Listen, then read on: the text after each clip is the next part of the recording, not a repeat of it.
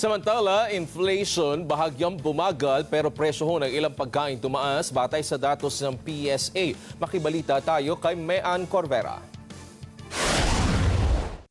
Mataas pa rin ang presyo ng mga pagkain kahit pa bahagyang bumagal ang inflation ngayong Hunyo. Batay sa datos ng Philippine Statistics Authority, umaabot ngayon sa 3.7% ang inflation, bahagyang mababa kumpara sa 3.9% na naitala nitong Mayo ngayong taon. Dahil yan sa bahagyang pagbaba ng singil sa kuryente at presyo ng mga produktong petrolyo. Pero tumaas naman ang presyo ng ilang pagkain tulad ng mais, gulay at karne.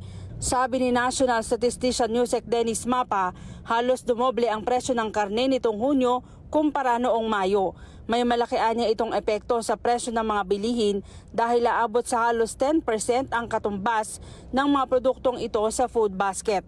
Sabi pa ni Mapa, kahit magpatupad ng pagbabawas sa ipinapataw na taripa para ibaba ang presyo ng bigas, hindi pa magkakaroon ng pagbaba sa inflation ngayong Hulyo dahil sa mataas na presyo ng karne at gulay. Ngayong Hulyo rin kasi inaasahang magkakaroon ng epekto sa inflation ang inianunsyong pagtaas ng presyo ng LPG at electricity rate na makakaapekto rin sa presyo ng mga bilihin at serbisyo.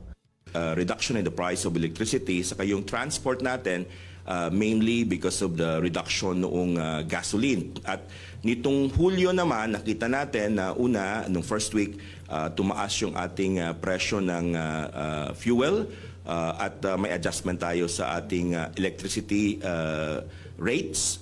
Plus, tumataas yung presyo ng mga pagkain, particular ang meat, saka yung vegetable. So, posible na magkakaroon tayo ng pagbabago sa inflation sa Hulyo. Hindi pa namin nakikita na ito ay talagang magkakaroon ng further downward na direction, given that there are other factors to consider, as I mentioned, changes in the electricity prices, yung increases sa price of oil and LPG. By the way, LPG nag-announce kasi ng increase nung July 1, so magre-reflect din dyan. Mean Corvera para sa Mata ng Agila, matatag, matapang, matapat.